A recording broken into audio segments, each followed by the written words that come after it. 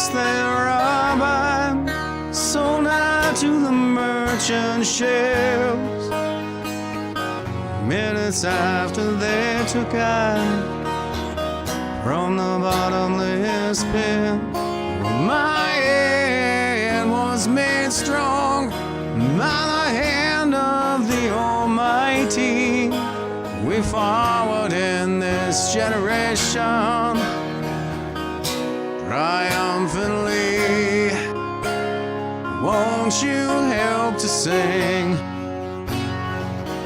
these songs of freedom? It's all I ever have. Redemption songs. Redemption songs.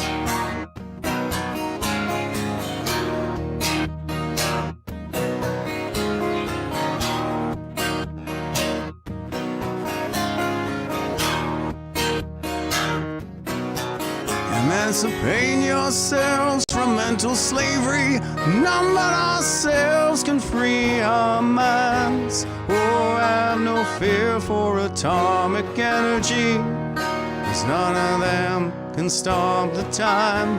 How long shall they kill our prophets while we stand aside and look?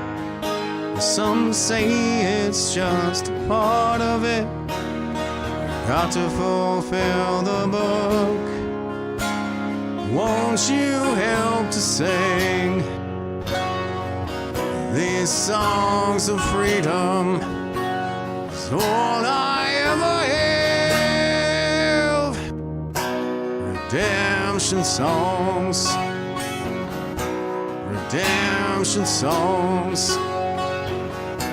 Redemption songs.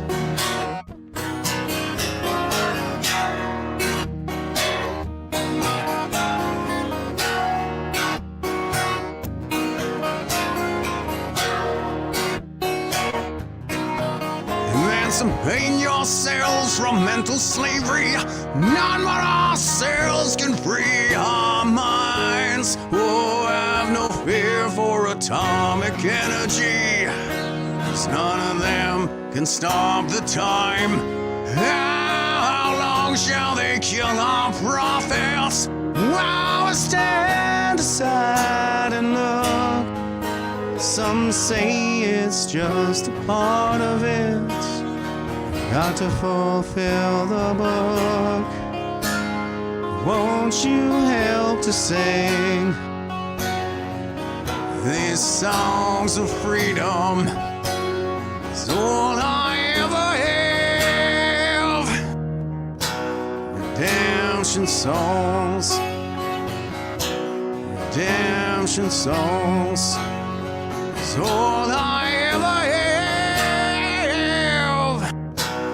Redemption songs. Redemption songs. Redemption songs.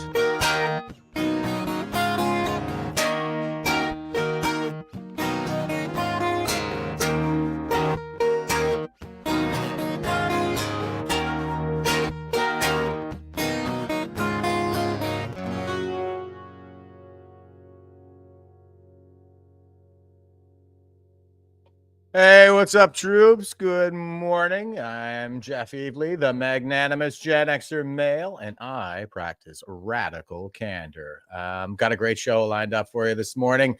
I got Tom Marazzo in the house here, ladies and gentlemen, and I suppose Tom needs no introduction, but just so you're aware, he's one of the founding members of Veterans for Freedom, and he's been very active in the freedom space. He helped out a lot at the convoy, especially in the command post that was set up at the hotel, and he participated in the Public Order Emergency Commission, supported the NCI, just published a new book, and we're going to get into all that shortly. So before we do, I'll go ahead and say a quick good morning to everybody. I don't want to keep Tom waiting too long. And let's see, first one on the board this morning was Leanne, said good morning. She's over on YouTube giving us the triple slashy, and a good morning right back at you. Wild Bill Rydell, ladies and gentlemen, good morning. Jeff and Tom giving us the triple slashy, says good morning back at you, Bill. And Madame Breezy is saying, morning, give us a triple slashy right back at you. Darlene is here from New Brunswick, as always, says good morning to you, Darlene. Thanks for always being with us, giving me the top cover, saying share this out. I am the worst guy. I just, realized I totally pooped the bed this morning and did not share this out. So please give a brother some backup here. And giving us the triple slashy here, Banks. Good morning to you. Colleen is here as always, saying good morning. Good morning to you, Colleen, and thanks for being with us. And Banks is saying greetings from Nova Scotia. All right, another Scotia boy. That's good to see. I'm glad we have a strong East Coast presence around here. Cindy, our most faithful of all watchers, says good morning, Jeff. Hearts morning, friends, giving us the smiley face. And Marion says good morning. Another very faithful watcher. Thank you for always being with us, Marion. Good morning, everyone. And Gary is here saying hi. Hey, brother, how you doing, man? Thanks for coming in here.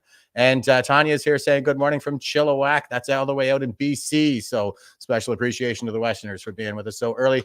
Chris Dathy is in the house, ladies and gentlemen. Good morning. And he's given us the victory. It's not peace, it's victory. That's what the GI started and the boomers co-opted, and we all live in their imaginations. So we're taking it back around here. This is the victory symbol that the GIs used to give to each other. It's also where the Jeep wave comes from. That's what they did during the Second World War, was they waved to each other in the Jeeps and gave the victory sign. Richard Nixon did this, by the way, and he hated the hippies. God, he hated them. I happen to really like Richard Nixon. Most popular president in U.S. history by way of electoral college vote, actually, by a landslide. That probably says something about just how inverted the paradigm we live in right now really is. Island Jason says, good morning, giving us a triple slash and good morning to you. And Colleen says, wow, Tucker was on fire yesterday. I have a couple of clips lined up from that. God, I am kicking myself for missing out on that. I was checking it out and I thought it was sold out when I went to buy tickets, but I think there might have actually been some availability that I missed out on there. So I'm giving myself all kinds of boots in the arse here this morning. And Catherine says, good, beautiful morning, V4F family. Good morning to you, Catherine. Okay, guys, I don't want to keep Tom waiting for too long, so I'm just going to dive into some of the rest of it here. We have our philosophy quote for the day. This is Plato, and he says, tyranny naturally arises out of democracy. Sound familiar, everybody? Yeah, I think so. That is kind of what I'm always saying, right? Is the answers, like all the answers to the questions that people generally ask, wise men figured out thousands of years ago. So we are the West. Our founding philosophies are Stoicism and cynicism. And again, I'll point to this as an indication of just how inverted the paradigm really is right now, because most people think of those terms as pejoratives nowadays.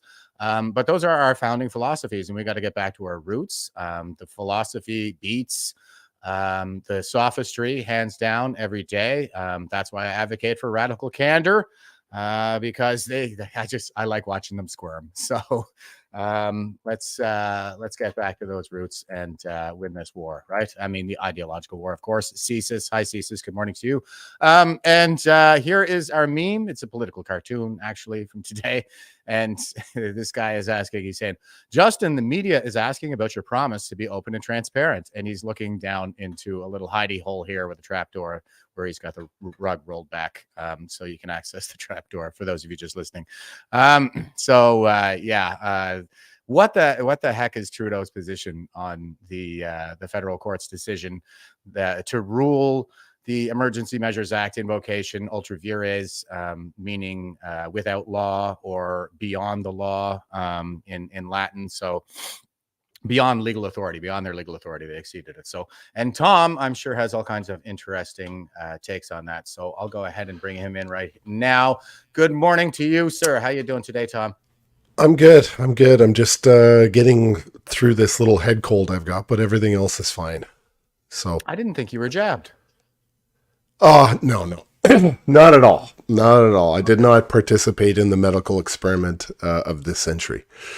So, but I'm actually, this news from the judicial review, all this ruling that came out 2 days ago, has kind of lifted my spirits and pulled me out of this stupid little head cold a lot earlier than maybe I normally would have been.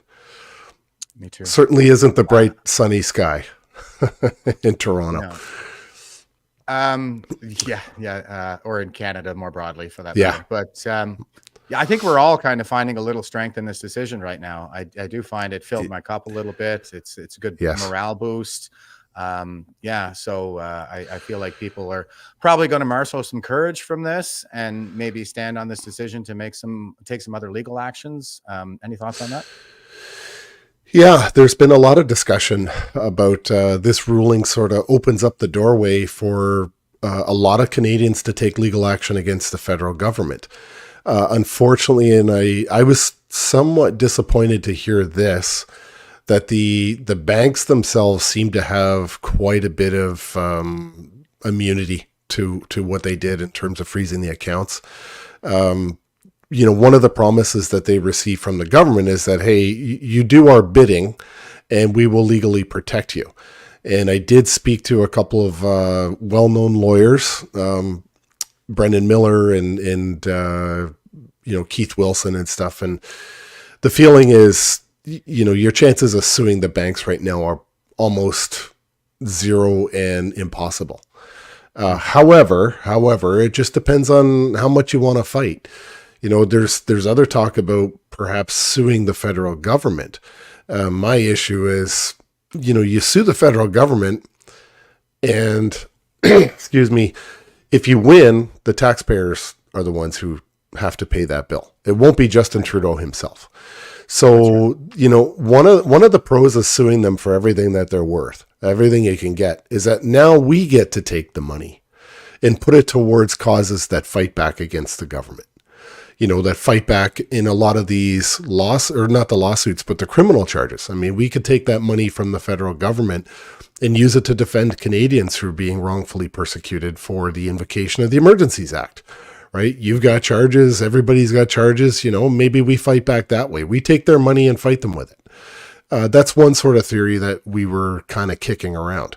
But at the end of the day, excuse me, I'm really sorry about this cold, but you always take the chance. And this frustrates me a lot because, I personally can't sue Justin Trudeau.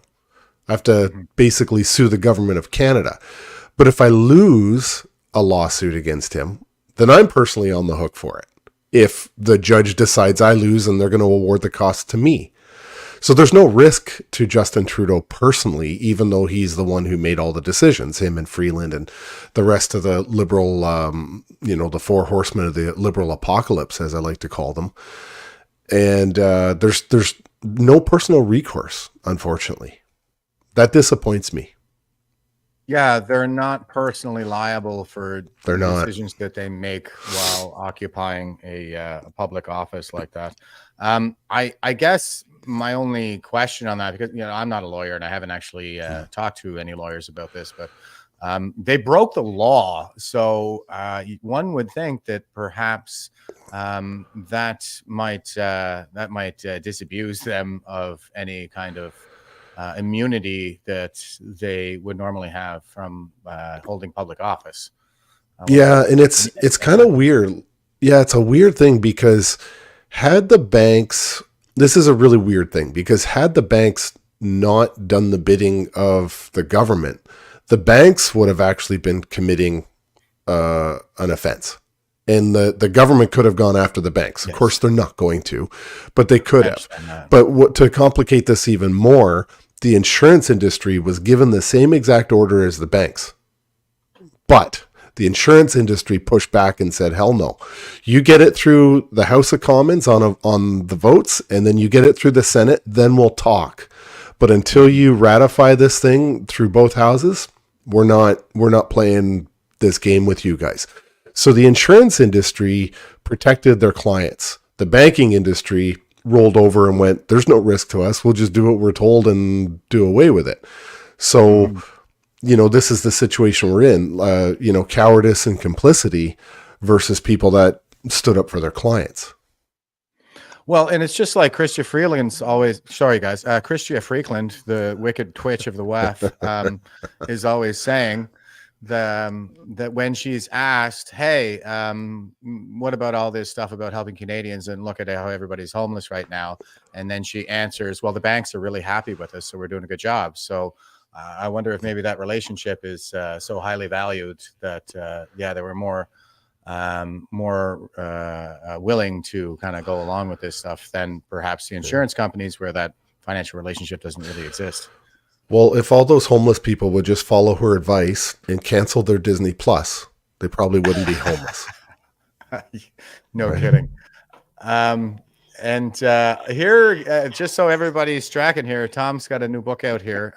It's called The People's Emergency Act, and I'm showing it to you via the Veterans for Freedom merch shop. So please go ahead and check it out there. And Tom will get more money if you buy it from us than if you buy it from Amazon. This is something that we're kind of wading into now, is we're publishing a lot of freedom-minded people. We're helping them sell their books, not publishing them, not publisher. But Tom, you know what? Again, Radical Candor here. I haven't read the book yet. My apologies. Okay. I ordered it this morning as I was setting this up, though. So I definitely will. But would you mind telling us a little bit about it? Yeah, sure. Well, the good news about this book is, as it's on the Veterans for Freedom website, I am donating $5 to every copy that is sold. It is the same price to the purchaser on the Veterans for Freedom website. The difference is $5 goes to V4F to help, in the monthly draw towards helping all these different causes. And as you know, you can contribute $5 to V4F. And then at the end of the month, all the contributors, all the members, they vote on where that money gets donated to support which cause. And it's not always just veterans causes. Sometimes it's regular citizens that are going through difficulty, and V4F is contributing to help them financially. So I thought this was a great way to help both Canadians and, promote this story, because for me, it's not about the money on this book. I mean, I've only sold 1,200 copies of this book total. Okay. And it's been out for, 1,201. It's been out since September 7th. And it's not about the money. I just want Canadians to get this story into their minds. This is really a behind the scenes for sure. Don't expect this book to be about, oh, Tom's so great, or, this was flawless. It was all perfect. I expose a lot of the warts as well, the mistakes that we had. And from a military perspective, this book there's a lot of, let's say, an after action review or lessons learned that, we realized after. So this is Tom and his, a bit of cathartic writing about the book to want to improve on something else. And I've been trying to get a hold of the German farmers to say, look, I got a whole list of lessons I'd like to be able to pass on to you guys based on what we experienced in Ottawa. I've been unsuccessful at getting a hold of them, nor do I want to, go to Germany and be involved in yet another one of these things in Europe. That's their back door, not mine. But it's important. I mean, you're looking at protests all across the world. All across the world, we're looking at protests. And I think Canada inspired a lot of these protests. And I want to be able to pass on the lessons that we learned in Ottawa to help all those other protests successfully, avoid those countries invoking their own version of an Emergencies Act. I think we can do that, but they're doing okay. From all accounts, their movement is growing in Europe. I think Poland just decided to get involved and start supporting them in other countries. So, they're in really good hands from what I can tell right now. I certainly hope so. I was just sort of remarking here the other day on how they seem to be running the same kind of psyop, where they're calling them, right-wing supremacists, right-wing white supremacists and all this crap. Yeah. And there are these counter demonstrations that seem to be getting the media attention, like the counter demonstrations against AFD that's Alternative for Deutschland. They're doing these counter demonstrations at the same time. They're getting all the media attention, and at the same time, the media is talking like right-wing supremacy and white supremacy and all this stuff coming from them. So I'm just kind of going, well, watch out, guys. It looks like they're running the same psyop. But I mean, if they were to do that, that would really kind of, I think, enlighten the world as to exactly the kind of situation that we're in right here, that our governments our elites are captured and controlled, and definitely working for the other side. What do you think? Well, my feeling, the biggest thing that they could do right now, and I don't know if they've done this or not, the biggest thing that they could do is right now publish a document, which is really what it is they want in clear writing. And it's very similar to what Keith Wilson wrote in the last week of the Canadian convoy, which was what we called our Roadmap to Freedom document. It's basically what it is we're here to do, clear objectives we'd like to see, and timelines, and sort of a list of our grievances. What is this about? And I think that if the Germans or even the Europeans at this point were to each draft a document in black and white and send it to every mainstream media outlet in the European Union, not just to the German one, send it to all of the media outlets in the European Union, but also send it to every European Union government, what it is that they want. And the reason I say that is because if there's any sort of uncertainty about what these protests are about, it could be solved by a written document. And we didn't have that in Ottawa fast enough. It took us till the 2.5 week mark to produce that document. Keith wrote it. Tamara Leach read it out loud on a live stream. The next day I read it on a live stream. And, this was a published document. I think that this should be done on the first day of any protest, to be perfectly honest. The other reason I say give it to the media is because the media is lazy and they have deadlines and they don't have time to do fact checking and write a proper story. But when you give them a media release or a document, they can just plagiarize it. That's what they do. We've learned that, Jeff, through the military when dealing with media. You give a media release because they don't have time to get it right. So you do the work for them and you control the story. And it's an important thing that they should be doing. And also, don't forget that they're dumb. Like, never underestimate the ineptitude of other people.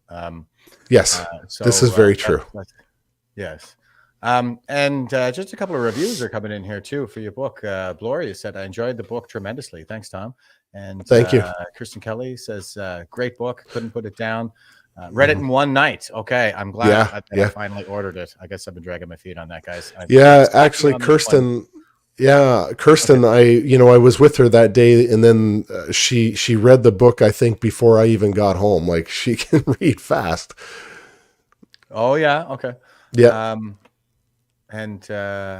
Well, good for her. That's always, what a skill to be able to read that fast, actually. Yeah. But, And one more is Drew the Veteran is saying it couldn't be about, quote, Tom is so great, close quote, because he isn't, and he would have sold no copies. That's Drew. Yeah. Okay. All right. You guys are always at each other in the chats. So just so everybody's aware, this is Drew McGilvery and Tom's shtick there. Drew made me laugh pretty good yesterday. Veterans for Freedom and Eddie Cornell were getting viciously attacked on social media yesterday, and Drew put out an absolutely hilarious response to those attacks. The funniest part I thought of it was the GIF that he had of somebody waving and saying, "Pay attention to me." It was honestly, it was pretty funny comeback. Yeah, that was DJ Bitchter. That was, yes. Doing that. Those we don't speak of. Yeah, maybe that's best. I kind of went at him too, but just ridiculous. I like to call his bluff, to be honest. I want to call his bluff. I would like to, every couple of months, he comes out with all will be revealed. Just wait. It always reminds me of Geraldo when he was looking for Jimmy Hoffa in the mid 90s. And then he had this big breaking story, and then he found nothing. Right. And that's the way a lot of these people operate. It's like, oh, I'm going to tell you, just wait. I'm going to reveal it. And then nothing. And I've been calling his bluff for months. Like, if you got something, please release it now. Even I'm curious to know what offense I've created. But at the end of the day, it comes down to this. If you're attacking freedom fighters, you're looking for attention. And Drew was right about what he wrote. if you're pushing back and resisting and drawing attention to the actions of the government, you're on the right side of this. That's the right path. Okay. Yeah. And, there's a small group of people that have decided they want to do everything they possibly can to tear us all down because they're just not getting the attention that they personally feel they deserve.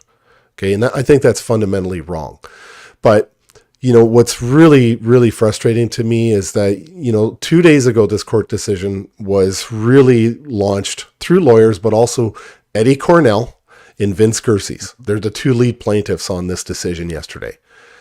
And this small group of people have the gall to attack Eddie Cornell personally and insinuate, in fact, it's defamation. I've had lawyers review it. It is a clear case of defamation that, they're going after Eddie Cornell as like this guy has really taken Canadians as far as probably anybody has gotten so far in the court system in a ruling for Canadians. And he's got the gall to actually attack Eddie Cornell. And I make me wonder if he's not controlled opposition.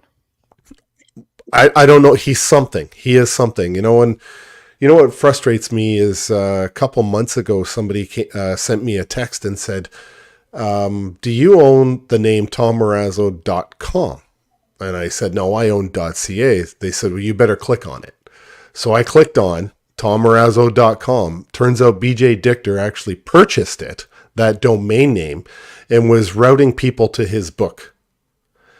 I had a lawyer send him a cease and desist because it's cyber squatting and it's harassment and, it's various other things.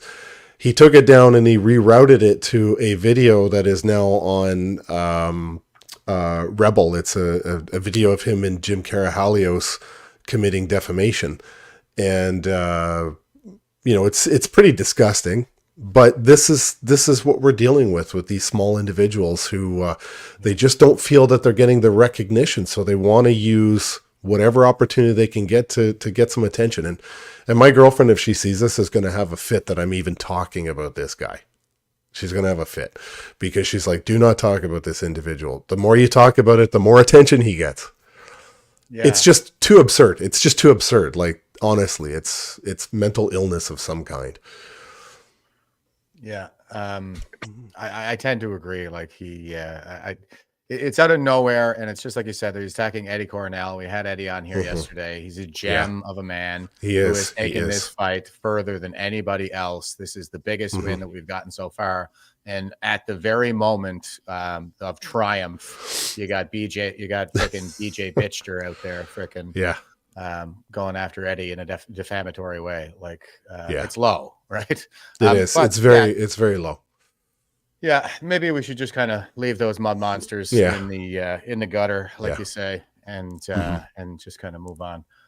So the People's Emergency Act, I think that's a great title. Is the idea here to convey that we are the ones who are under threat and we need to call an emergency against our government? Because that's what I kind of take from it. Well, I got the name really from Sammy, who was one of the original 5 that started V4F. And I was announcing that I was running with the Ontario Party, and the night before I was announcing actually at Queen's Park, gave a speech. It was Worldwide Rally 7. I think it was in March, and I announced that I was running, and I was talking to Sammy the night before, and he said to me, these protests, Ottawa, the Convoy, Coots, Windsor, all these other protests that were inspired by the Convoy originally, but they were the People's Emergency Act. Right. The government wasn't listening for 2 years. There was protests all over Canada for 2 years straight. And what we saw was law enforcement continue to crack down on people. I mean, to the point where, you go to a protest, you weren't allowed to bring a hockey stick. They were arresting people who were carrying the Canadian flag. And so, in response, the convoy and all these protests were a manifestation of the frustration that Canadians felt, and it put them in a state of emergency themselves as citizens, where they felt compelled to act and to go to Ottawa or go to Coots or go to Windsor or the other places.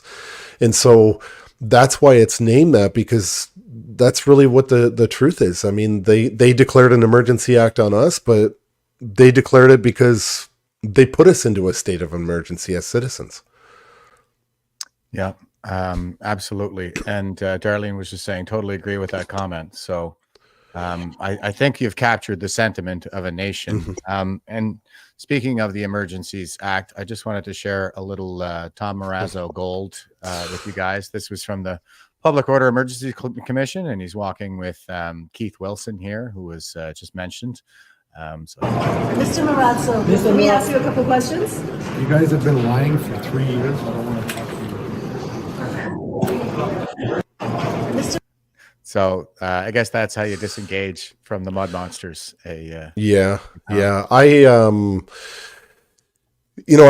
spoke to Keith about that before that moment, and I said that, they're obviously going to try and scrum me. They've got their little spot picked out. We'll walk by, and this is what I want to say. He says, it's up to you, but the more you say, the more they're going to twist. So I just told the truth. You people have been lying, and I know they've been lying for a lot longer than 3 years, but specifically about COVID and everything else. I'm like, I'm not going to talk to you. But what was really good is I had already spoken to William from Rebel when he used to work for Rebel, and Andrew Lawton, who were around the corner in a different spot. And I stopped to talk to them, and to basically say, I'll talk to fair alternative media, but I'm not talking to you liars. And so we had a really good exchange, and I spoke to them, and, that was fair. And then one of the legacy media tried to jump in with a question, and I said, where are you from? What paper? And he didn't want to tell me. And then he admitted it, and I just walked away.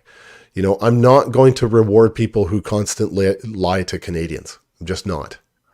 Well, you should never reward bad behavior, and we are dealing with people in a state of arrested development. So it helps, I think, to think of them and treat them as toddlers, because that's functionally what they are. And speaking of functional toddlers, here's our duplicitous Ken doll of a prime minister, just reminding us, how important the rights of Canadians really are. And this is a look back, by the way. The Charter of Rights and Freedoms protects all Canadians. Every one of us, even when it is uncomfortable.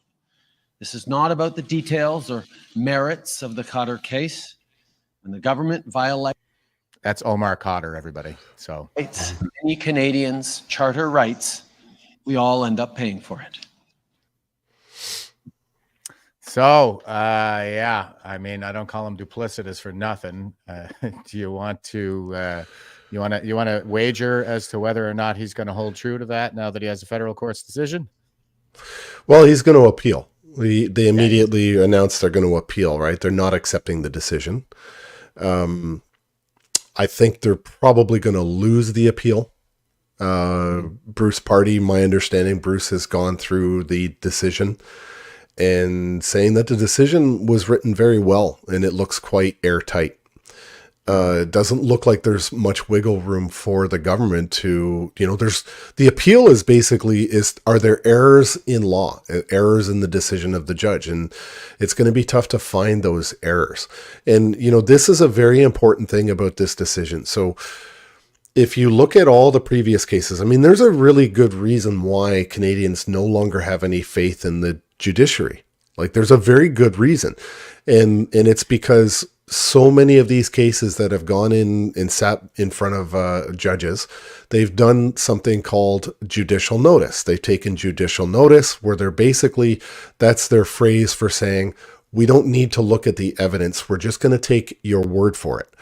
So they're basically deferring to the government because during COVID and all the COVID cases, they said, we're not scientists, so we don't have the ability to refute the science. So the scientists work for the government. We're just going to listen to the government's scientists because, of course, they've got our best interest at heart, which to me is cowardly and was a colossal failure of your basic fundamental function as a judge, because we have a clear separation of powers in this country. You got the executive, the legislature, and the judiciary.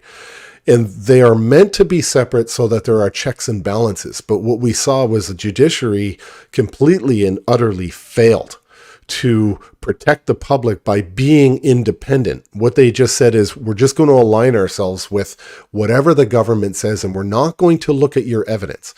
This is why there's no faith left in the judiciary in this country anymore, because they did stupid stuff like this.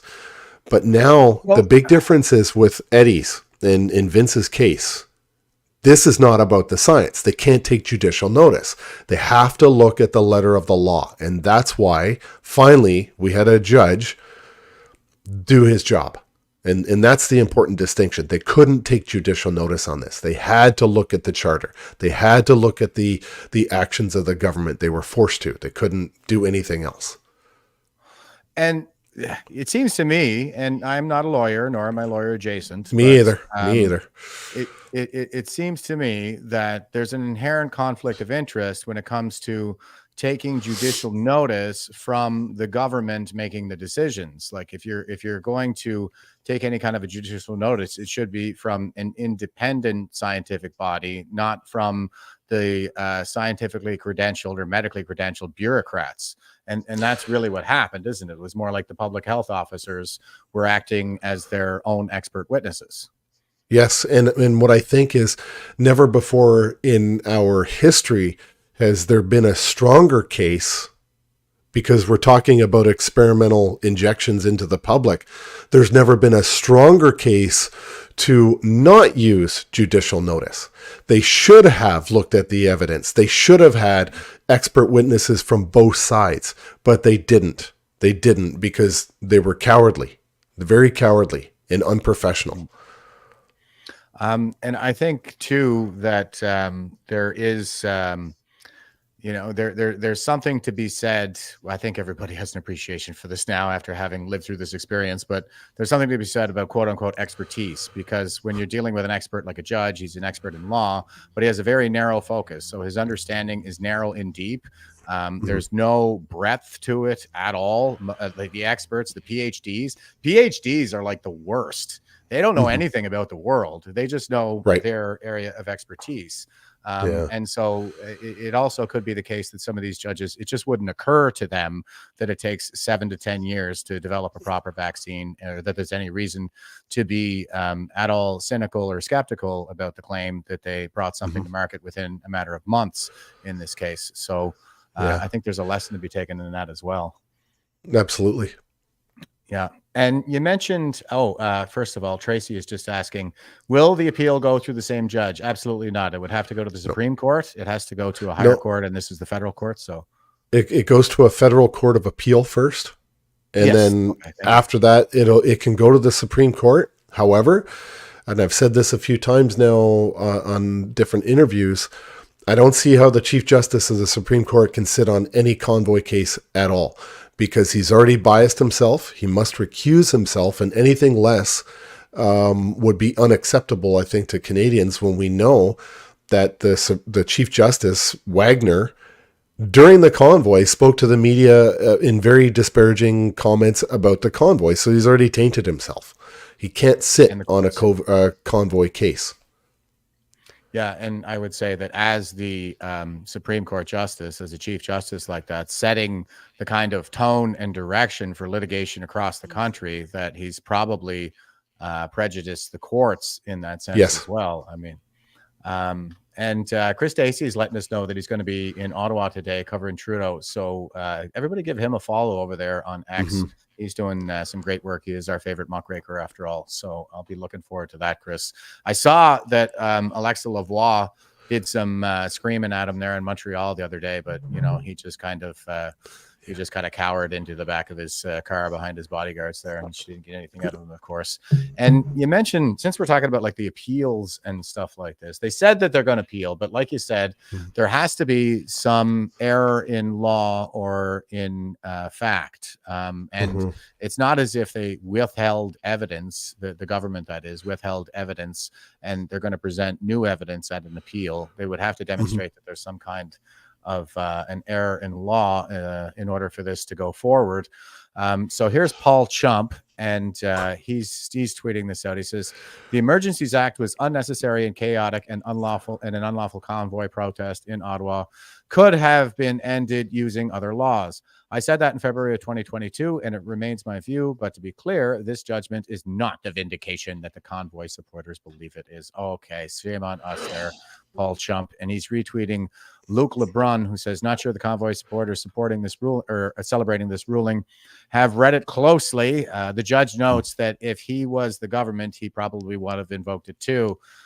He says the Freedom Convoy, quote, "went beyond the legitimate protest, reflected an unacceptable breakdown of public order." And I just wanted to point, these are the kinds of things that these scumbag leftists get up to out there. This is what he's citing paragraph 370 from the decision. And it says, "At the outset of these proceedings, while I had not reached a decision on any of the 4 applications, I was leaning to the view that the decision to invoke the EA was reasonable. I considered the events." I noticed that it's past tense. This is what I want to really highlight here. "I considered the events that occurred in Ottawa and other locations in January and February of 2022 went beyond legitimate protest and reflected an unacceptable breakdown of public order." And so what a lot of these guys will do is a practice of quote mining, it's called. You can see in the tweet, he just quotes this one part where it says, he says, what Luke LeBron is saying, he says the Freedom Convoy, quote, "went beyond legitimate protests and reflected an unacceptable breakdown of public order." But what the judge is in fact saying is, I did consider the events, as in past tense, prior to weighing all the evidence and performing my analysis. I considered the events that occurred in Ottawa and other locations in January, February, to went beyond legitimate protest. So, this is the kind of scumbaggery that these guys will get up to. What's the report? 190 pages or so, and he's taken a sentence or two, and they're not even a full sentence. He just took like a portion of a sentence, and then reframed it in a way that made it appear as if he was saying something other than what he was saying. But in fact, like if you read the whole thing, it actually fortifies the decision, because he says, "I started out in one position at the beginning of the proceedings, but by the end of weighing all the evidence and performing the analysis, I came to the opposite conclusion." So let's look at why somebody at that point would want to believe what he did initially about the convoy. The highest ranking person I ever spoke to, other than the city manager, he's the highest ranking civil servant in the city of Ottawa, but he's not an elected official, was Steve Kanellakis. Okay. Then the next highest person other than him was a Superintendent Drummond, Ottawa Police. And I was in 2 meetings that he was present for. In fact, it might have been one meeting with him. I could be wrong, 1 or 2. But for the vast majority of the time, the highest ranking person that I ever spoke to in the whole time I was at the city of Ottawa, or, for the convoy, was a sergeant. Okay. I didn't talk to politicians. I didn't talk to ministers. I didn't talk to anybody from cabinet. I didn't talk to the government, and none of us did. Okay. None of us. So there's a contributing factor to what people might believe in, about the early days of the convoy. Maybe had the government decided to send an envoy to actually hear what our concerns were, maybe the convoy wouldn't have lasted as long had somebody just come out and spoke to us. Okay. Maybe, just maybe, had the media done their jobs, been the fifth estate, maybe, perceptions at home would have been very different about the convoy. But now we're into a situation where you've created an artificial narrative, and a judge has come out and said, well, I don't think so. I don't think that that's actually what we were seeing, what we were told, what we thought. And now we're countering a narrative. We're not countering a truth. Okay. And that's a big distinction. Yeah, 1,000%. And speaking of counter truth, I just thought I would give everybody a little background there on Paul Chump. I've shown him here before. The lawyer who is suing the convoy. So this is from the Public Order Emergencies Commission, and Paul Chump is cross-examining our brother Tom here, and here we go. And then finally, Diagolon, you said that this was a joke. and it was about creating a diagonal state of people who don't wear masks. Isn't it in fact the case? It was the concept or the image is a diagonal state where there would only be white people who would live in it, and they could get all non-white people out. Okay. Correct. All right. So, please, just wait a moment, please. Let's try and keep it quiet, please, while we hear the evidence. This is the equivalent of a court in the sense that we have sworn evidence, and we'd like to keep a proper atmosphere. Go ahead. I'm sorry. If you were to meet some of Jeremy McKenzie's friends and the ones that were on the video that I was describing earlier, where they were laughing about the Liberal Party using Diagolon as a justification, you'll see clearly that one of Jeremy's best friends is a black man. I can't even comprehend how somebody. Accountant as well? Sorry? Does he have a Jewish accountant as well? I don't even know what that means. Have you looked at Mr. McKenzie's online rants? You've seen them. Do you think that I've okay, that's enough out of that guy. I know. He's brutal. Just brutal. Yeah. I know, like the utter lack of self-awareness. He's got the tax the rich laptop, and he's obviously a rich lawyer. And yes. Everybody laughs at him. Oh, another thing I should point out is that Tom is wearing our Infinite Resolve from Veterans for Freedom. I have it right here on my hat, and because our resolve is infinite, and we're going to keep this fight up. So, yeah, it was Remembrance Day. It was a Remembrance Day, and I won't wear the Legion's poppy until they apologize to James Top. Yeah. When they put out an official apology to James Top, I'll reconsider wearing a poppy. But until then, I wear the Veterans Memorial Afghanistan Memorial pin. And that same year, I did attend Remembrance Day ceremony in Ottawa last year at the National War Memorial, and I made my own poppy. I didn't wear the Legion one. They've got a lot to apologize for, and I won't support them until they do. His name escapes me right now, but we do have a brother within Veterans for Freedom who's doing the campaign where he has the Legion poppy that he just has saved in his drawer, and he draws a black line through it. I like that too. I like the Afghan poppy. I have that. And Daisy is saying our resolve is infinite. Yeah, I wear the Infinite Resolve pin all the time. I wore it in court on Monday while I was there for one of the judicial reviews that I filed, because it's the torch, right? Basically, I think what we're saying, like, is at Flanders Field, it's not really about the pretty flowers. That's really more like the backdrop for what John McCrae was saying. And we took from the last few stanzas there, take up our quarrel with the foe. If ye break faith with, what is it? But take up our quarrel with the foe, to you from failing hands we throw. If ye break faith with us who die, we shall not rest, though poppies blow in Flanders fields. And that's what it's really about, is the torch. I skipped that part, didn't I? The torch be yours, so hold it high. If ye break faith with us who die, we shall not rest in Flanders fields. So anyway, guys, I am screwing that up this morning for some reason, even though I have recited it multiple times before, but maybe I just need some more coffee. But it's about a torch. It's about this intergenerational effort to bear that torch, to stand on guard for thee. And even though so many Canadians seem to be unwilling to do that throughout this crisis, that is what we intend to do around here in Veterans for Freedom. So, yeah, and thanks, Tom, for wearing that. But and I think Chump has changed his tone a little bit recently, hasn't he? Well, he's still suing me for $400 million, so I don't care what he has to say. So, not just me, but several of us, because of honking of horns and phantom whatevers. I don't even own a truck. Okay, so I don't own a truck horn, but I'm still being sued because of horn honking. Whatever.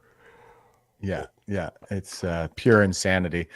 And here's I think something that's a little more emblematic of just how fortified this decision is. I've been going through it a little bit. Like Tom said, it's about 190 pages. It's probably not quite that long, because a lot of it is the legal brief, as in the references that he's using, all the case law, stuff like that. But here is a couple of, a handful of paragraphs that I think really drive home how this is pretty airtight, I think. So here's paragraph 253. It says, due to its nature and the broad powers it grants the federal executive, the Emergencies Act is a tool of last resort. The governor and council cannot invoke the Emergencies Act because it is convenient or because it may work better than other tools at their disposal or available to the provinces. This does not mean that every tool has to be used and tried to determine that the situation exceeded the capacity or authority of the provinces. And in these instances, the evidence is clear that the majority of the provinces were able to deal with the situation using other federal law, such as the Criminal Code and their own legislation, which we saw happen in Coutts and at the Windsor Bridge. It goes on to say, the Section 58 explanation concludes that the ongoing protests had, quote, created a critical, urgent, temporary situation that is national in scope and cannot effectively be dealt with under any other law of Canada, close quote. While I agree that the evidence supports the conclusion that the situation was critical and required an urgent resolution by governments, the evidence, in my view, does not support the conclusion that it could not have been effectively dealt with under other laws of Canada as it was in Alberta, or that it exceeded the capacity or authority of a province to deal with it. That was demonstrated not to be the case in Quebec and other provinces and territories, including Ontario, except in Ottawa. For these reasons, I conclude that there was no national emergency justifying the invocation of the Emergencies Act, and the decision to do so was therefore unreasonable and ultra vires, as in beyond the scope of law. Should I be found to have erred in that conclusion, I will proceed to discuss the threshold requirements that for a public order emergency to be declared, it must meet the definition set out in Section 16 of the Act. Was the, quote, threats to the security of Canada, close quote, threshold met? In a general sense, it was reasonable for the governor and council to be alarmed at the impact of the blockades and the effects they were having on cross-border trade. Those effects could be said to fall within a broader sense of, quote, threats to the security of Canada, close quote, or more generally, the concept of, quote, national security, close quote. The meaning of, quote, national security, close quote, is not defined in the statutes. In Suresh, the Supreme Court of Canada recognized that the attempt was difficult to define because it was highly fact-based and political in a general sense. At para 85, the court concluded that the broad and flexible approach to the meaning of the words was required, along with the deferential standard of judicial review. In this court, after an extensive review of authorities, Justice Simone Noel concluded that national security means, quote, at minimum, the preservation of the Canadian way of life, including safeguarding of the security of persons, institutions, and freedoms in Canada, close quote.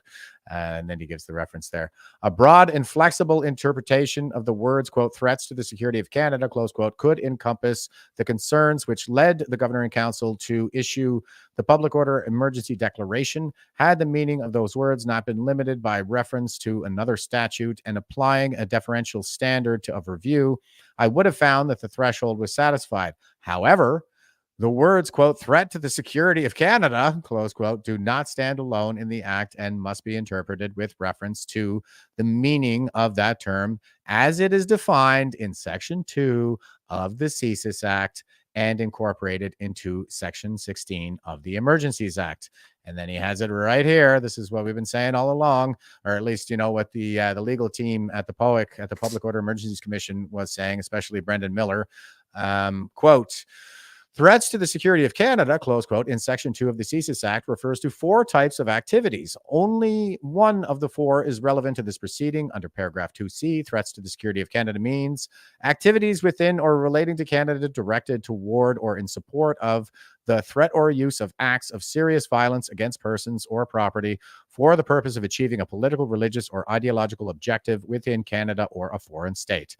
The definition excludes lawful advocacy, protest, or dissent unless carried on in conjunction with any of the activities referred to in the 4 paragraphs, including C, including C. So the proclamation specified 5 reasons to justify the declaration of a public order emergency. The first draws directly from the language of the CSIS Act. The second, third, and fourth reasons pertains to adverse effects on the economy, trade relations, and the breakdown in the distribution chain and availability of essential goods, services, and resources. The fifth reason cites, quote, the potential for an increase in the level of unrest and violence that would further threaten the safety of Canadians, close quote.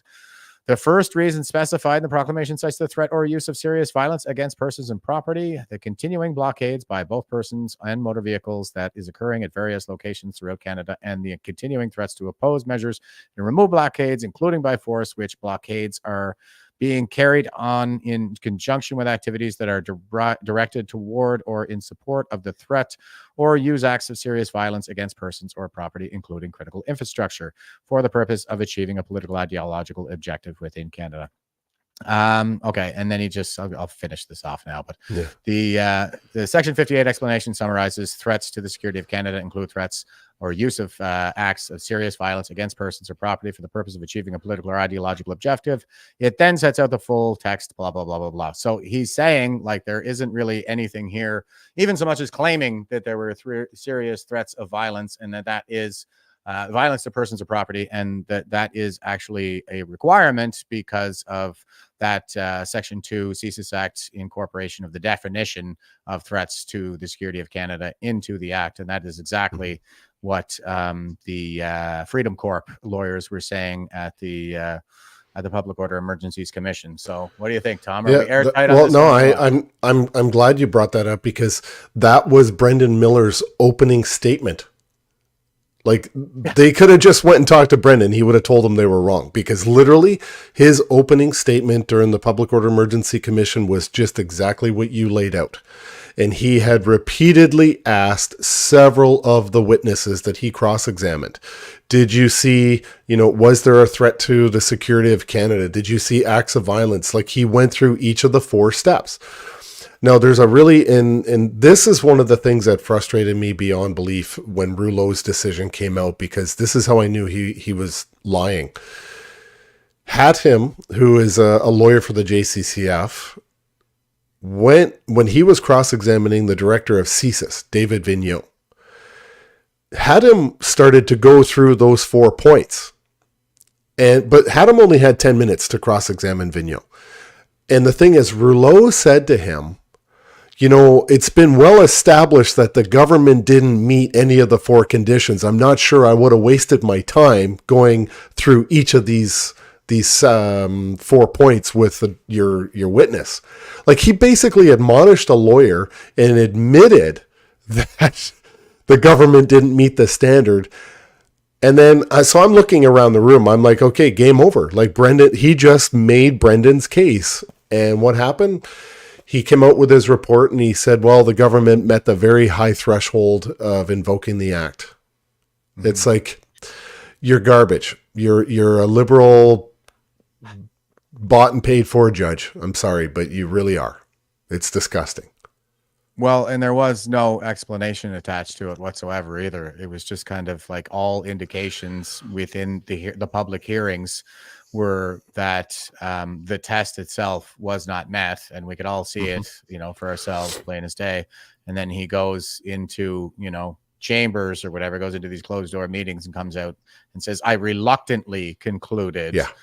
Is that because you were pressured somehow? Yeah. I reluctantly concluded that the very high threshold was met, and that other reasonable people reviewing this decision could come to the opposite conclusion. So it was about as mealy-mouthed as a fence sit as you could possibly get. Yes. Going back to Paul Chump, I will say one thing that really frustrated me about his participation in that commission is that he was there to collect evidence for his class action lawsuit, right? And I remember at one point he's cross-examining me. He was asking me, who paid for your hotel room and your meals and all that stuff.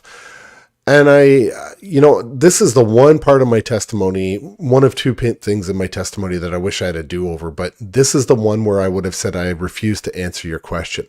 We're here to determine whether the government was correct in their invocation of the Emergencies Act. That's why we're here. We're not here to pad your evidence to suit a lawsuit that you filed against me. So no, I'm not going to answer your question. You know, like, this is why Paul Chump got standing in this thing is just absurd to me.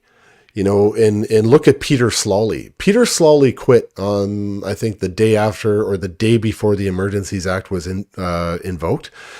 And he got, what, 2 days? 2 days of testimony that he gave. And he wasn't even there during the Emergencies Act. He'd already resigned. Why are we spending 2 days of our time on this guy when he quit?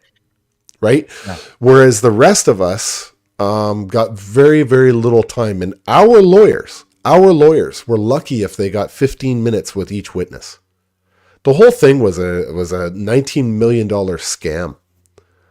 Yeah, and it was all about, like, vindicating Peter Slawley. Oh, poor Peter Slawley. He was the victim in all of this. And don't forget about Zexi Lee and the blind lady there just playing victim for, what was that? That was like an entire day that they spent just. They had quite quite a lot of time up on that stand.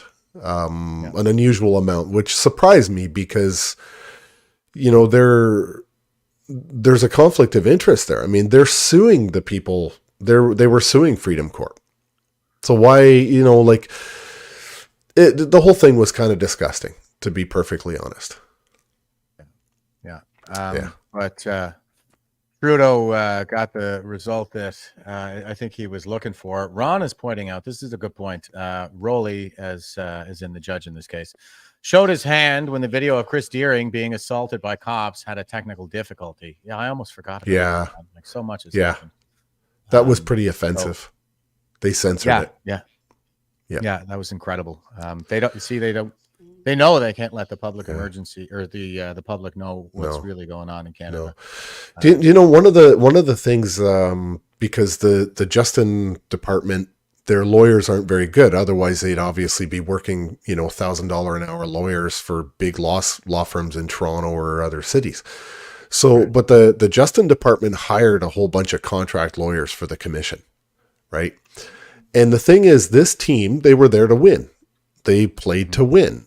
And they were playing a lot of dirty, disgusting tricks on everybody.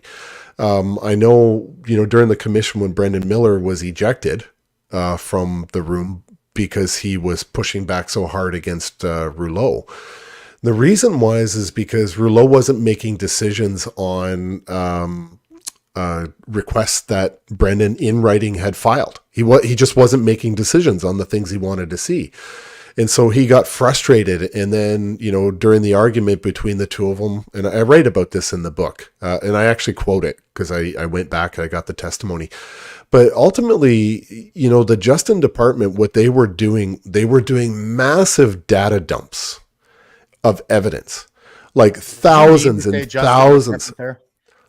Did I meet with them? Sorry. No, I was just... Yeah, the Justin Department. It's not the Justice Department. It's the Justin Department. Yeah. They were dumping thousands and thousands of documents on us within 3 days of a witness testimony. You can't get through it. Like, there was no way. I mean, I'm sure that, you know, the old family recipe for cornbread with the Trudeaus off at the cottage with the former Governor General was probably in that evidence pile. Just copious amounts of nonsense, you know, old tax returns from when Trudeau, well, does he ever had a job? Anyway, like ridiculous amounts of stuff that we couldn't get through. They were doing it on purpose, right?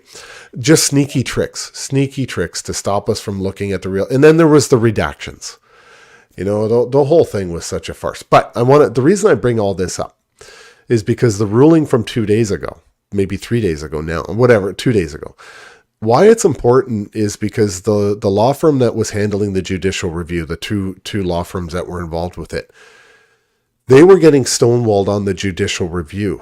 But what they were able to do was get access to all of the evidence because of the Public Order Emergency Commission, because that became a matter of public record. So a lot of the evidence from the POEC was actually used in the judicial review that Eddie and Vince had launched. So that was one and only positive thing that came out of that entire POEC, is that it stopped the government from stonewalling the legal teams on the evidence that they were trying to get from the government. Open and transparent, right? Yeah, absolutely. And good save, I would say, on the part of Eddie and the other applicants in that case. And I have a request from Shiloh, a regular watcher over on Rumble, to replay. It's only a 9-second clip, so I don't mind. Yeah. And they're saying, Jeff, please replay Tom savaging the mainstream reporters as he walked out. So here he is walking out of the POEC. Mr. Morazzo, let me ask you a couple questions. You guys have been lying for 3 years. I don't want to talk to you. Mr. Morazzo. And here is Justin Trudeau giving his reaction to the POEC decision. Yeah. So if you're just listening, there is obviously something wrong with this guy. Yeah. Like, what is he doing? He's clapping like he starts off kind of like a normal person, and then he just goes into this kind of hysteria. He's clapping like extremely fast with a ridiculous grin on his face. I believe this is actually a women's hockey game. So, well, he's got to save some of that energy because he's probably going to be on Candy Crush on his iPhone instead of actually reading, business of the government. No, he. It's funny about that video because the first time I saw it, Andrew Lawton had posted that video of me interacting with the media, and I watched it and I'm like, oh, I'm going to rewind that. And just as I was about to rewind it, Andrew starts laughing and he says, no, I just want to watch this one more time. And I'm happy to say that I made the Veterans for Freedom, during the commission, they were doing part of our heritage moments. And I thought that I was pretty honored to make the V4F part of our heritage moment clip. So I was honored to win the day's award to get on one of those. But it's the truth. I mean, why should I talk to them? Why should any of us talk to them? Why? They just lie. Yeah, honestly. No, exactly. Yeah. I think that is probably the proper approach. They need to feel a little bit of shame. It's what I'm always saying is that's what they lack, obviously, is shame. And here is this shameless seal, and people are kind of getting a kick out of this and pointing out, like, just watch. Like he starts off kind of Trudeau level normal, and then he just kind of goes into this completely ridiculous machine gun clap where the lady beside him actually gets scared. Look, look at her head back. Yeah. Even normal people are kind of waking up to the fact that there is something definitely wrong with Justin Trudeau, and she's looking at him like, what is wrong with this guy? She's oh yeah, she's backing away. Yeah, definitely. Yeah. And here, this is the one where Alexa Lavoie actually just caught him the other day. I think it was yesterday. Let me just double check. I think it's yesterday. They caught him after the federal court's ruling, and he's been hiding out, but apparently he's in Montreal. So here he is. Mr. Trudeau, the federal court has ruled that the Emergencies Act was unconstitutional. Would you resign or apologize to Canadians for violating their rights?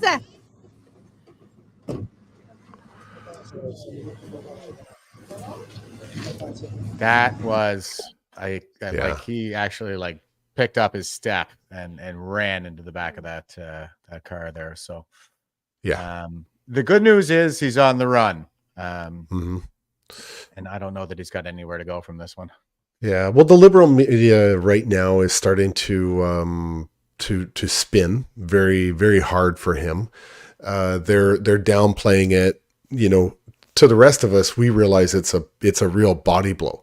There was two conditions that we were expecting to see judgment on. One, did he violate the charter? One, was it legal? And it could have been 1 and 1 or 1 of 2. 2 of 2 is what we got. But, it's a major body blow to this guy. It's just one more scandal that he's now involved in. And so when you look at this, you're seeing the liberal media that are coming to his defense. They're downplaying it like it's no big deal. We're going to appeal it. This is what you come to expect from the liberal media in this country, right? Yeah, 1,000%. I think the cracks are starting to form. What I've been seeing is I was showing some headlines here yesterday with Eddie, and they are reporting on it, first of all. But it seems to be that what they're doing is they're taking sort of the soft approach. You can see that Yes. Maybe National Compost is a little bit harder with it. The Sun, obviously.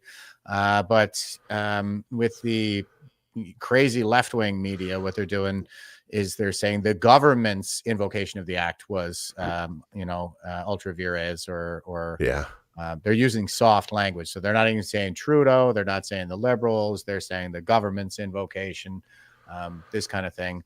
But at the same time, it's not going away. So here is the Canadian Bolshevik Corporation. And the headline is Liberal MP says he thinks Trudeau should face a leadership review. Every leader, every party has a best before date or a best date. Our best before date is here, says MP Ken McDonald. Yeah, I don't know. I think this guy is like supply chain cottage cheese. Like he was already past his best before date before he ever came in here. But you can see we've had like 10 Liberal MPs leave already, and now he's facing a leadership review. So what do you think? There's always been a lot of talk in the last year about the dissatisfaction of the way he runs his party. Like he doesn't talk to his own party. He just dictates orders. Like this is what's, he's known for having a childish temper. He doesn't communicate well. He just makes demands of his party. He's not really leading. He's doing loudership, not leadership. And, when you're seeing MPs come out and publicly say, hey, maybe we do have to have a thing. I think that's probably an MP who's done some calculus and said, am I going to have a job next year in the next election? Or am I going to have to start treating this like, this is after the merge on Survivor, and you're going to have to start making big moves because you're going to be facing the jury, and the jury's going to decide if you get to the final 2 or 3. So I think that's what they're looking at, the calculus, and they're saying, I need to make some big moves if I'm going to be employed as a member of parliament next year. And rightfully so. My personal belief is the NDP should be doing the exact same thing. I mean, there's only 25 of these people in Canada. It comes down to one. There's only one NDP in Canada, and he tells the other 24 what to do. But I think they need to be attacking right now and dumping Jagmeet Singh if they want to have a job next year, because we're not going to let them forget it. We know that the master enabler to Justin Trudeau is Jagmeet Singh. Why? For dental? And I know dentists, and they've said, we haven't really seen anyone come in and get free healthcare yet. So he's made a deal with the devil, and in 2 years, he's still not cleaning people's teeth. So I don't know, what I see happening is Jagmeet Singh will hitch his wagon to anybody. I think what'll happen is he's waffling big time. His comments were pretty disgusting about the Emergencies Act and the whole bit. And I think the good thing about the internet being forever is people rightly posted the letter that he drafted before the convoy saying he believed that the government should invoke the Emergencies Act to handle the pandemic. Right. And so this guy's his behavior is my personal opinion right now is that all attention should be on Jagmeet Singh. The pressure should be maximized on Jagmeet Singh. Force his party to get rid of him, and then let's have a confidence vote. They won't do it. The reason is the NDP don't have the money in the bank to handle an election. They can't afford an election right now. But if they don't do something, there won't be an NDP a year from now because nobody's going to vote for these guys. I hope. Yeah, you're absolutely right to point that out too. That's a really important point, is that the NDP is functionally bankrupt. They can't go to a campaign right now. So they're holding on as long as they can. And yeah, maybe this puts them in a little bit of a bind where they could do a leadership review as well. But I have to wonder, they're talking about leadership reviews. Can they actually force him out of the prime ministership with a leadership review, or is that really just the Liberal Party? They can't. The party can do it. The party voted him in as the leader. The party could vote him out just like they did with Aaron O'Toole. It depends on the party individual bylaws on how they run their party.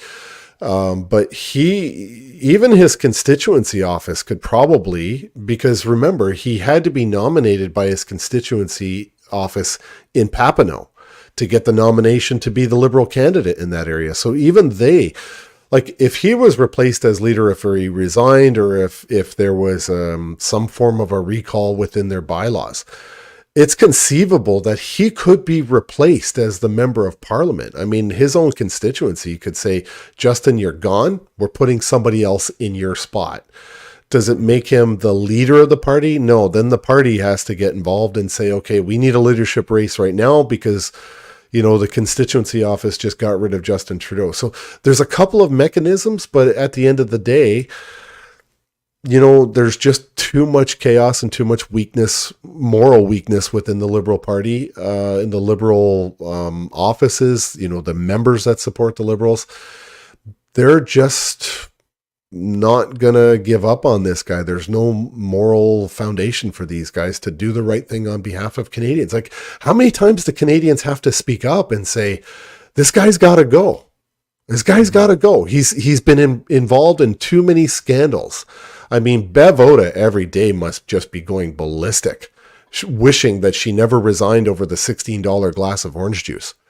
Doing the right thing. When this guy, I've lost count of the number of scandals that this guy's involved in, and he's just got himself into another one. He broke the law and he violated the, Canadians' Charter of Rights. He's the one who created the reason why the convoy existed. And that's the biggest thing that gets overlooked. The convoy existed because of his actions. Yeah. Not because we were far-right extremists, but because we objected to the things that he was doing. And, the convoy was a manifestation of his direct decisions. 1,000%. It really was. And it was, the small fringe minority of the, usually misogynist, racist, sexist kind of folks, I think, that really did it. Like, Canadians stood up and said hell no to that.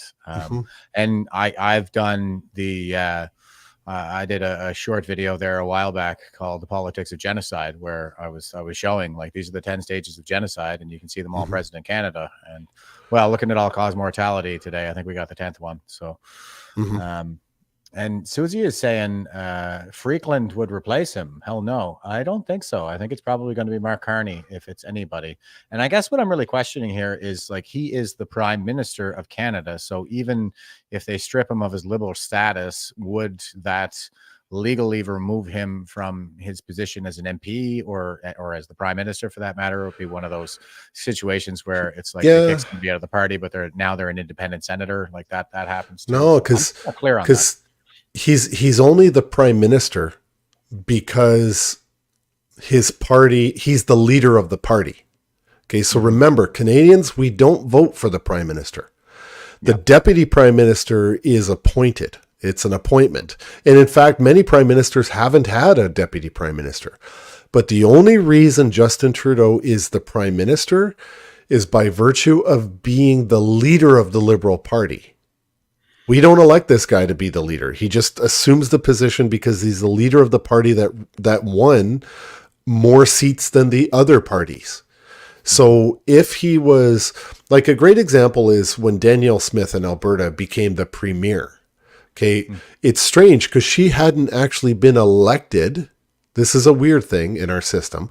She wasn't elected as a member of parliament for the first 6 months she was the premier of Alberta. She wasn't allowed to go into the legislature in Alberta because she wasn't an MP, right? So there was a by-election, and then she won her seat, and then she was allowed, as the premier of a province, she was then granted authority and permission to go into the legislature and be part of the debates. But she wasn't allowed in until she became an MP, because the legislature is only for MLAs or MPPs in Ontario, in out west, or east. So really, we have this situation where he's the prime minister because his party made him the leader. If the party said you're no longer the leader, then he's no longer the prime minister, and the interim leader would take over until they could do a leadership race, which is what happened with Candice Bergen, Aaron O'Toole, and all these people. Like, look at Kim Campbell back in the day. She was the prime minister for 6 months, right? So if his party said, Justin, you're no longer the leader of the party, then he would no longer be the prime minister of Canada. And they would have to appoint an interim leader. And usually under these parties, the interim leaders could not run in the leadership race. And that's true for the Liberals, because Bob Rae became the interim leader at one point and said, because he's the interim leader of the Liberal Party, he cannot run to become the substantive leader of the Liberal Party. So all they have to do is say, Justin, you're done, and pull an Aaron O'Toole on him. And Canada's a better place instantly. Yeah, 1,000%. Couple of comments here. Mark Carney would be bad news, just as evil, but a lot smarter. I tend to agree. Yeah, I think Mark Carney is probably worse. He's Trudeau's attack dog on Twitter, who doesn't allow anybody to comment on his stuff. So not only is he weak, but he's weak and evil like Trudeau, but he's smarter. So he's much smarter. Like he's held some real, like, you're never going to hear him say, well, I don't really pay attention to fiscal policy, because he had Mark Carney to do that for him, right? Mark Carney was the governor of the Bank of Canada, the Bank of England, and he holds a PhD. Okay. He's not a lightweight. This guy is a serious threat to Canada. This guy is dangerous, and he will likely, he may, let me qualify that. He may read the tea leaves and say, the Liberal brand is so bad right now, it's not my time to take the reins. I'm not going to go in and clean this crap up. And to put it into a military context, right? A commanding officer gets 2 years to be the CEO of a unit. Okay. He puts things, or she puts things into place during her time or his time as CEO of the unit, but it's the next CEO that gets to take advantage of that. So Carney might be looking at that going, let's put in an interim leader for a while, fix all the branding of the Liberal Party, and then when it's shiny again and more popular, then I'll come in and take over. I'm not going to rebuild all this carnage, right? Mm-hmm. He may take that approach.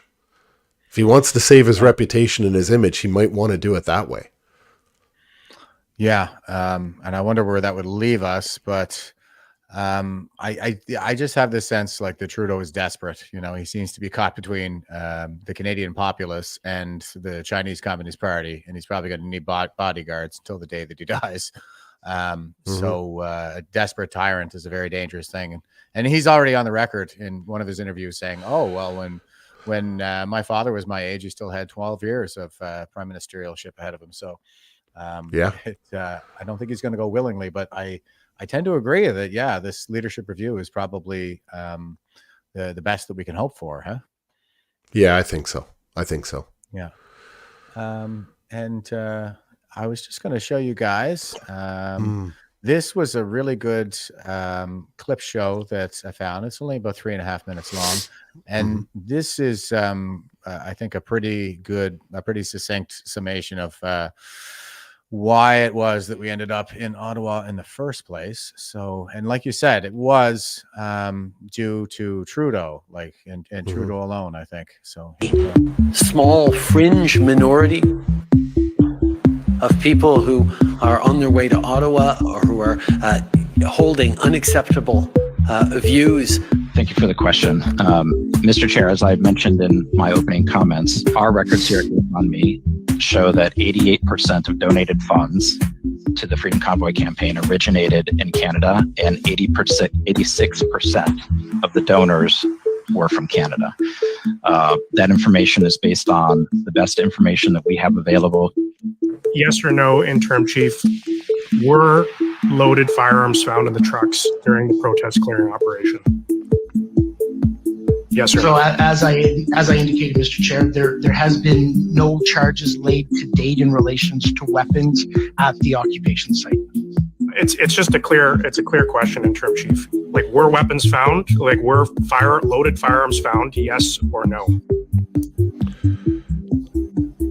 So in relation to no, not Okay. to relating to any charges to this point. Ms. Wolfram might know the largest donation that we took on the campaign from a non-Canadian source.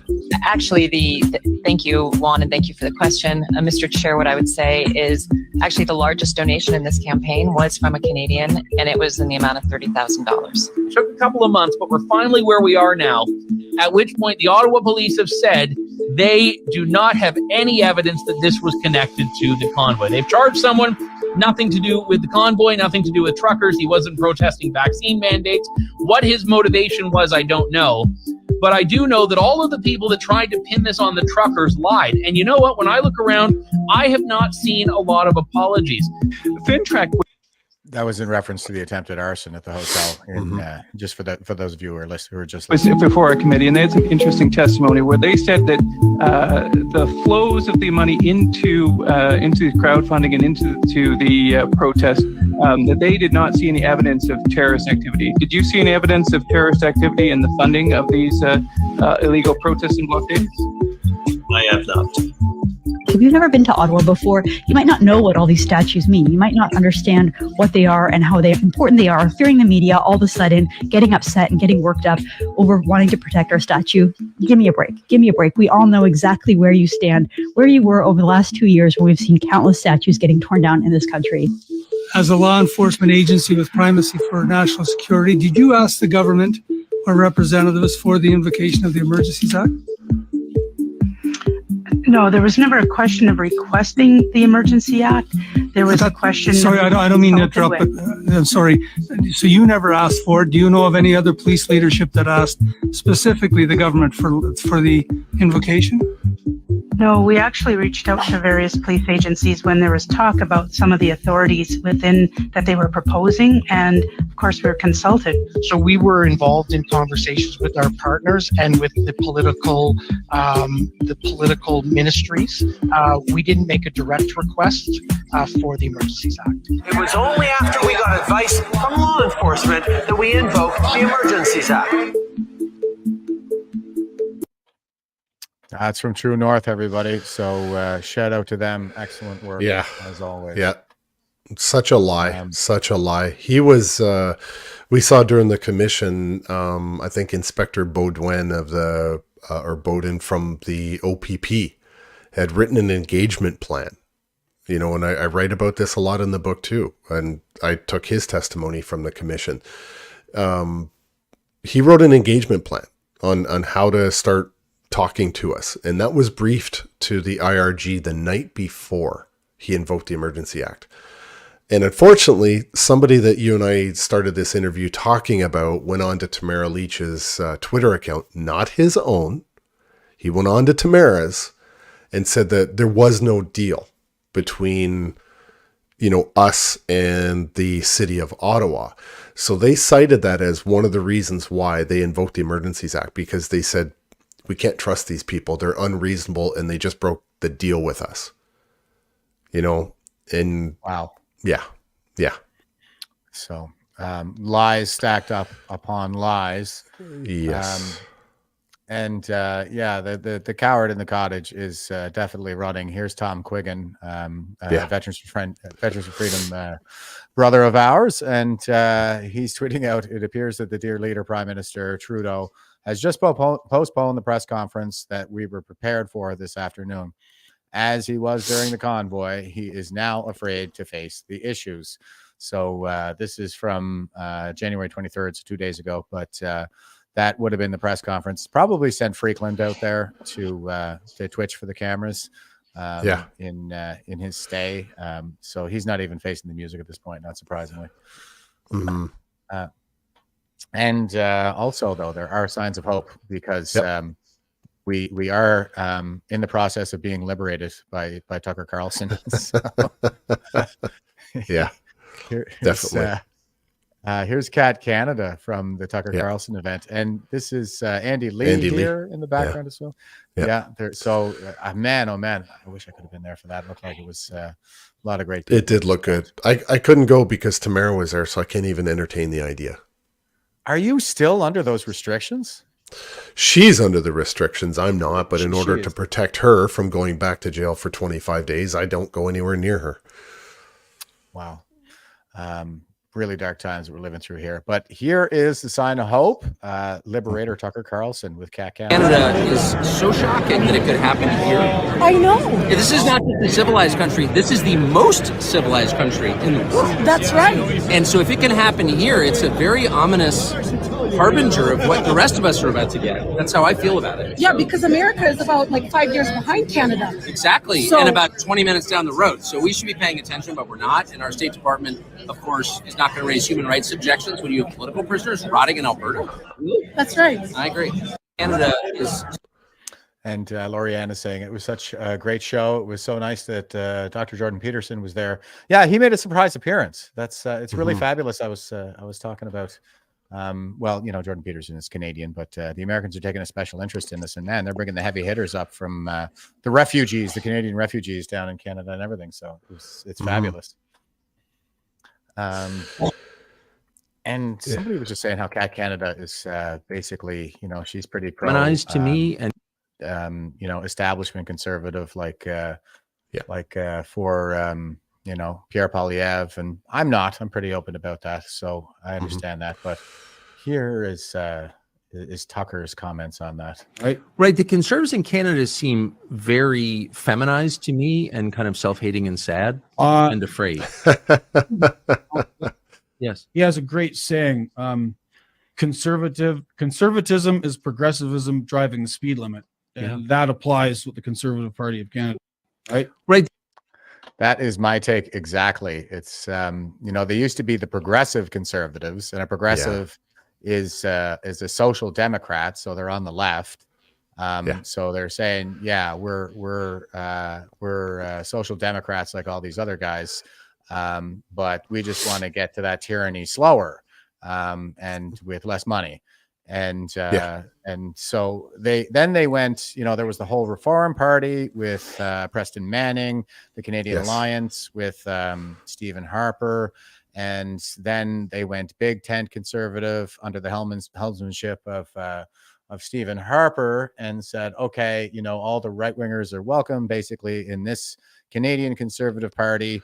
But since Harper retired, it seems like they've regressed to the Progressive Conservative Party. And now they just want all the same things as all the other social democrats. But like I said, they just want to get to that tyranny slower and with less money. And I agree with that assessment wholeheartly. I'm waiting for somebody with maybe the intellect of Jordan Peterson, and in man or woman, I don't care, the intellect of Jordan Peterson with maybe the courage, the fortitude of maybe Ronald Reagan or even Margaret Thatcher. I mean, Margaret Thatcher's not the most popular person in England, but she was tough. They didn't call her the Iron Lady for anything. I'm looking for somebody who's bold, you know, will stand up and say, hey, let's just call things for what they really are. And every once in a while, Pierre Poilievre, he'll show a hint of that. But he's been a politician for too long. And, you know, he's very careful most times when how he engages the media. But I'm looking for somebody who's got guts, you know, somebody who's bold. And I just don't see that in many of the conservatives. Now, the one conservative that scares the hell out of me, and I hate to be downrange of him being cross-examined, is Larry Brock. You know, he's a pretty intense guy. He's tough. He's bold. He was a prosecutor. He's somebody that I think when you're thinking about conservatives, that's the grit that I want to see coming from a conservative party. You know, not... You know, I think about Pierre Poilievre when he had the glasses, and I think Clark Kent. I want to see Superman. Okay. Yeah. I'm just not there yet. Just not there. I think he's trying to present that Superman image, but well, you know, it's either that, but perhaps more.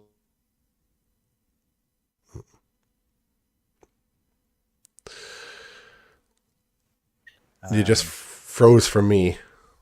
Oh, sorry. I don't know what happened. Yeah. Okay. And I'm getting a warning on my headphones telling me that my battery is about to die. So this was something we discussed before going live there, folks. And Tom has a really crappy tactical setup over there. So I do. I'll I'll wrap this up really quick for you, Tom. Sure. I was just going to point out who it is that we need to be liberated from here.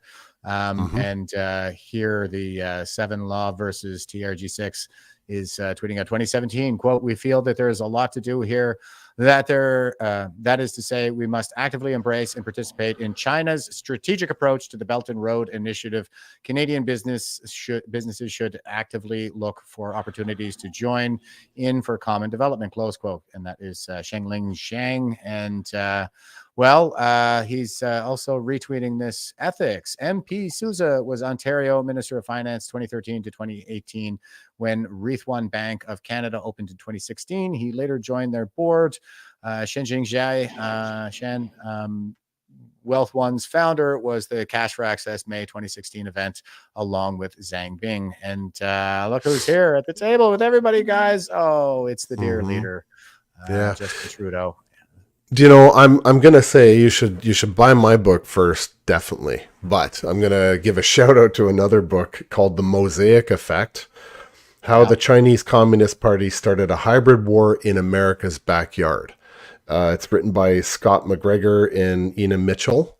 I've been reading this book. It's very alarming, and I think Canadians should be aware. It's called The Mosaic Effect. And where's America's backyard? How the Chinese Communist Party Started a Hybrid War in America's Backyard. Yeah, but where is America's very good backyard? Canada. Exactly. Yeah. And the book is, the book is all about Canadian stuff. It talks about Pierre Elliott Trudeau's time in China in the 70s. So this is a family business. This isn't just Justin being, having admiration for the Chinese. Yeah, 1,000%. I've been meaning to buy that book for a while. I just bought it this morning, along with your book. Good. I have such a stack of homework I know. right now. Me that too. I'm doing it. Just keeps getting bigger and bigger. But I almost feel like I almost don't have to read the book, because this is just what I've been talking about since the inception of the podcast. I'm like, we're being colonized by China. It's a hybrid war. It's people talking about 5th generational warfare and stuff, but it's basically a colonization model, especially through the Belt and Road Initiative and through a lot of these psychological operations, the Maoist cultural revolution with the tearing down of the statues and the shaming, the half-masting of Canadian flags, calling this all genocidal. Without any bodies being discovered at the Kamloops Residential School, so on and so forth. Yep. And it's the same thing that's going on in the U.S. with the Black Lives Matter movement and the shaming of the heritage of slavery. But they were the 3rd country in the world to ban slavery. And they already paid their debt in blood with 600,000 lives given to the American Civil War. So it's just absurd, really. And I point to things like, the fact that we call them the Opium Wars, the 1840s wars between the British and the China, because you won't find the word opium anywhere in the parliamentary debate, the declaration of war, or the treaties that they signed with China at the end of the war that resulted in the establishment of Hong Kong for an embassy for the British, who were just sick of having their citizens interned and their goods seized by China, who refused to treat them as an equal power. So, and we teach that in our schools, the Opium Wars. So anyway, I think that's how far down the garden path we are. But I'll throw it over to you for a final thought there, Tom. I really appreciate you being so generous with your time, man.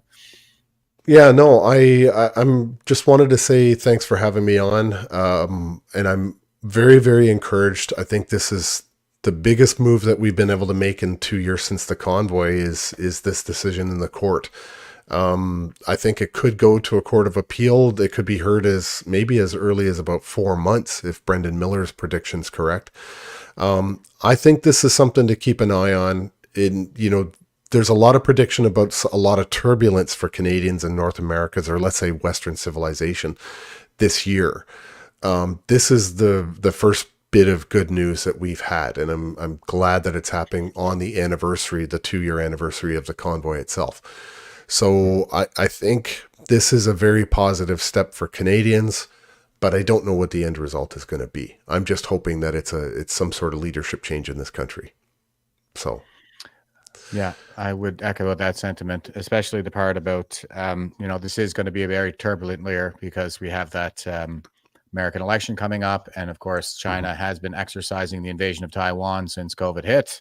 I think that's what this is really all about. So I would be shocked if they didn't make a move on that at some point between now and November when the election is scheduled to take place. And we have a request from Ron. He says, with both Tom and Jeff on here today, can you take a few minutes to talk shit about Drew before this ends? Well, I do that all the time in the V4F chat. We do tend to go back and forth. Yeah, what can I say about Drew?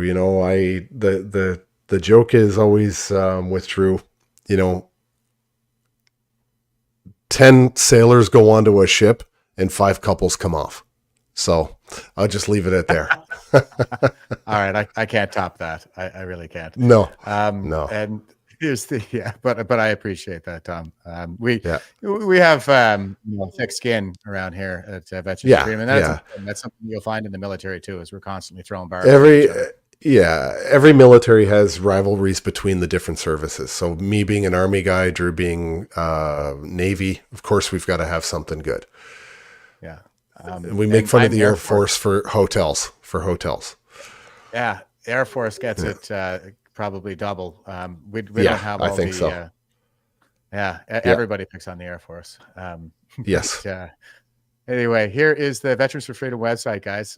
Go and check us out there. You've got this is just the shop website, so I guess I kind of messed up the support fund part of it. But please sign up for the support fund. Everybody who donates gets a chance to vote on where the pool of donations goes at the end of the month, and we have the shop that also, like, these proceeds go to keep our operations going. Fistman's Fraud. I'm going to have the author here of Fistman's Fraud on tomorrow, so stick around. Good. This was one of the homework assignments that I actually got done, where I read this book before bringing her on. So I'm looking forward to this. She's got a lot to say. She's a statistician, and there's an element to this, I think, that is very important in this whole fight that is probably not as widely known. So that'll be on tomorrow. But give us a shop, and maybe think about signing up for the support fund or making a donation to Veterans for Freedom, so we can keep paying for my StreamYard account. Very much appreciated, everybody. And I'm going the wrong direction here, but here is takes us all the way back to Plato. Tyranny naturally arises out of democracy. Oh yeah, that sure does sound familiar. And what they're talking about here, I should point out, with the classics and the way that they spoke about this, like, they're talking about an absolute democracy, which is what they had at the Greece back in the day. It was called a polis, where everybody voted on every issue, and that results in mob rule.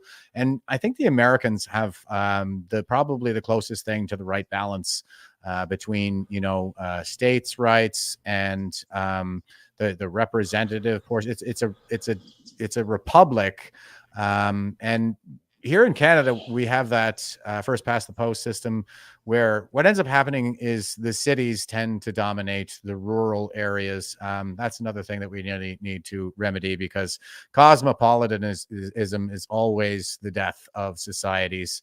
And I think we can see that with just what's happening in Ottawa and the cities generally, with a lot of the insane demonstrations and stuff that have been going on recently. So again, wise words from some of the wisest men in history. But Tom, one more time, thanks, brother, for taking the time to come on and being so damn generous with your time, and for ripping on Drew. We really appreciate it. Yes, that was the best part for me, truthfully. Awesome. Thanks, Jeff. And yeah, my pleasure, brother. And to everybody who tuned in, stay frosty and stay safe. Won't you help to sing these songs of freedom? It's all I ever have. Redemption songs.